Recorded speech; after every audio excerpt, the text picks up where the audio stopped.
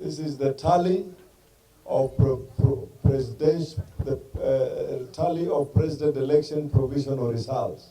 I think today we can safely say that we are on the brink of a new dawn in the management of the Law Society of Kenya, and this can be attested from the fact that all the other presidential candidates have graciously conceded defeat. They are all men and ladies of good standing in the society. They are equal to the task, but the membership,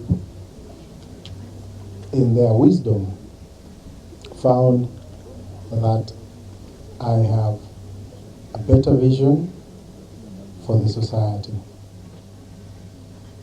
I know we've had a tumultuous period in the society, and I believe that it is now time to say that the past is now behind us, and we must all, in unity, forge forward and do the best that we can do for the Law Society of Kenya.